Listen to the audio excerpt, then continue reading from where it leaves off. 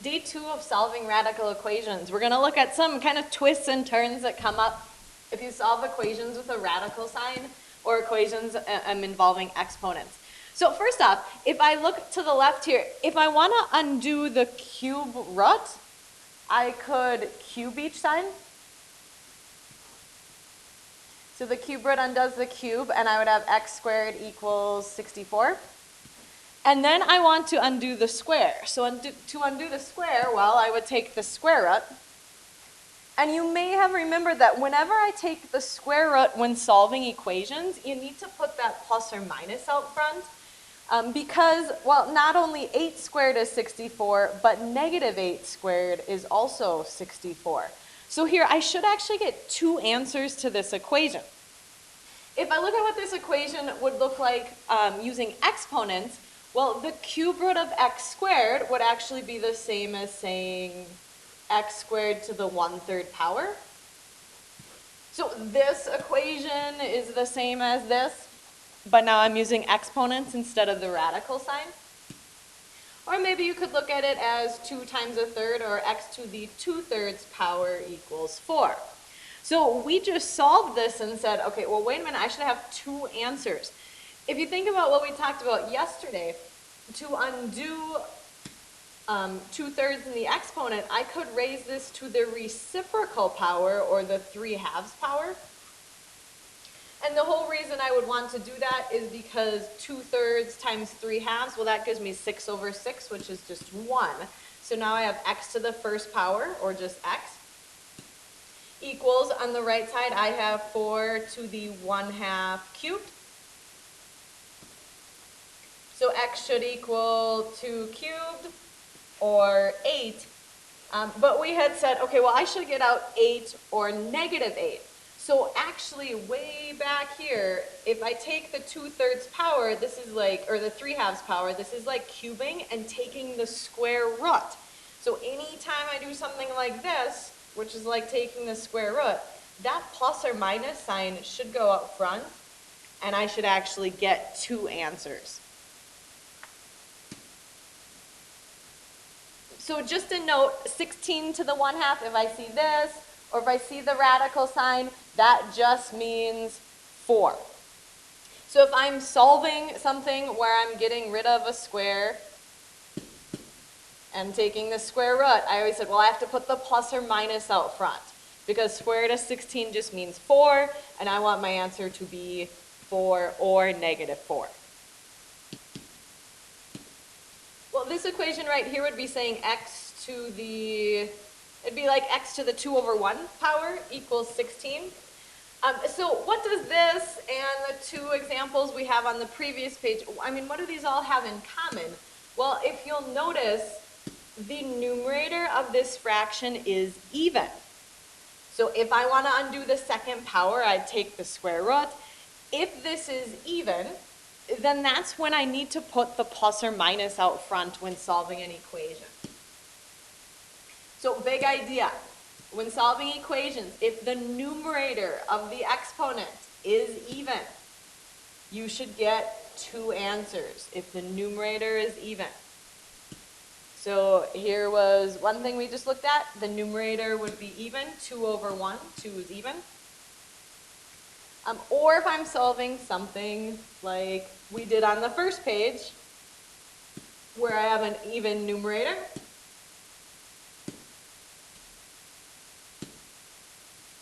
There we go. Eventually, you take the square root, I should put that plus or minus sign out front. So anytime I'm solving an equation, if the numerator is even, two answers. And then don't forget this from yesterday, to get rid of a fractional exponent, I can raise it to the reciprocal power.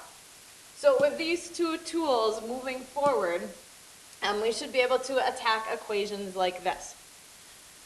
So if you want to, you could pause the video and give these a go. On the one on the left, just like we had talked about yesterday, I really want to get this by itself. So whatever's under the radical, let's look to isolate that. I'm struggling with my highlighter today. There we go. So subtract the 1.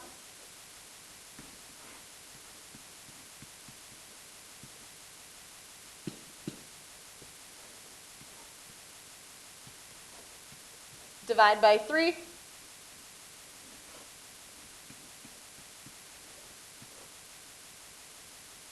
Okay, so at this point, if I want to get rid of the 5th root, you could raise each side to the 5th power to undo the 5th root. And then to undo the cube, I could raise each side to the 1/3 power.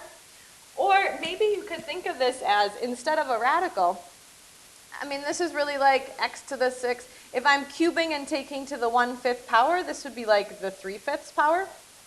So instead of doing 2 steps and raising this to the 5th power and then undoing the cube by taking the 1/3 power, I could just do this in one sweep by raising this whole thing to the reciprocal power. So to the 5th power to the 1/3 power would be like raising each side to the 5/3 power. Do I need to put that plus or minus sign out front? No. Why? Because my numerator here is odd. So if I'm taking the cube root, I do not put the plus or minus sign out front. There's only, if I'm solving something like this or this, and I take the cube root, I mean, there's only one answer to these equations. So if I'm taking an odd root, I don't have to put that plus or minus sign out front.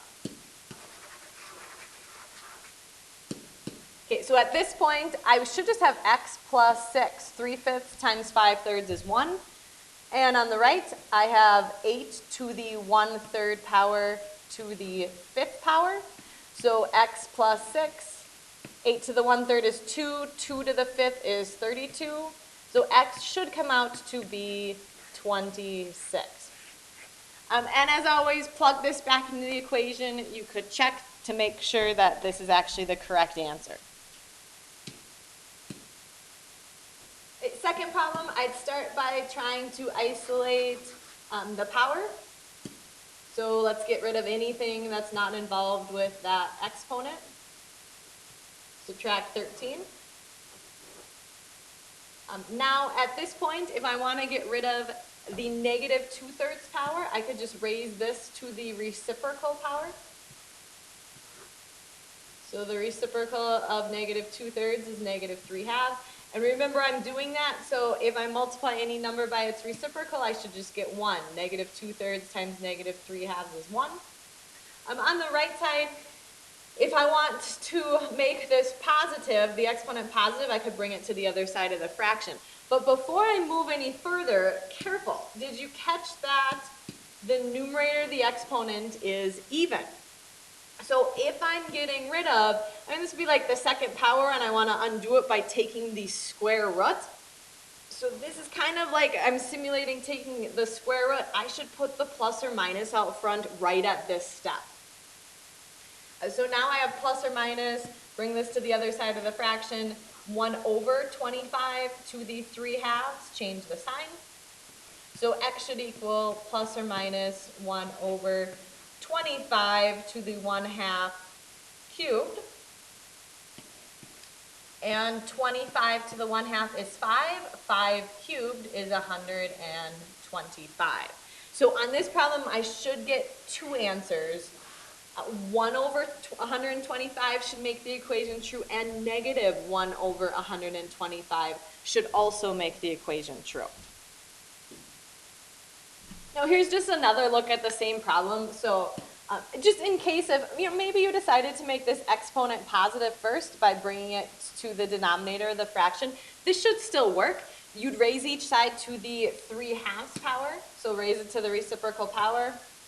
This would go into the numerator and the denominator.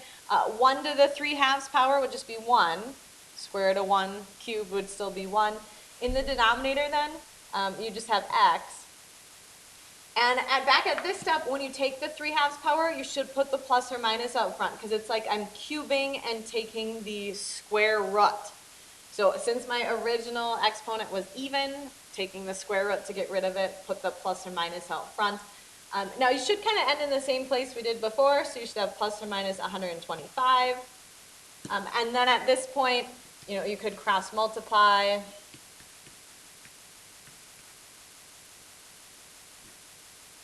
Or you could flip the fraction. In the end, I should have x equals 1 plus or minus 125, same answer, negative 1 over 125 or 1 over 125. Just an alternate approach. Now, careful on this problem. I would encourage you to try this example on your own and think about when you need to put the plus or minus sign in the equation. So pause the video and give it a try. First step, hopefully you subtracted 1 since that's not attached to the exponent. Now everything else is attached to the exponent, so if I want to get rid of the 4/5 power, I would raise it to the 5/4 power. So what you're doing here is it's like I'm taking all of this to the 5th power, and then I'm taking the 4th root. Well, if I take an even root, this now is where I should put the plus or minus sign. So on the left side, I just have 2x plus 6, 4/5 times 5/4 is 1, so my exponent is 1. And then I'd have plus or minus 16 to the 1/4 to the 5th power. So 2x plus 6 equals plus or minus, 16 to the 1/4 is 2, 2 to the 5th is 32. So careful, because lots of times I have people that, they'll just go through and solve and put the plus or minus at the end. Actually, if I put the plus or minus right here when I'm actually taking that 4th root, now I end up needing to break this into 2 equations. So I have 2x plus 6 equals 32, or all of that stuff that's attached to the exponent, 2x plus 6, could equal negative 32. So if you go through and solve, 2x could equal 26, so x could be 13, or x could be negative 19.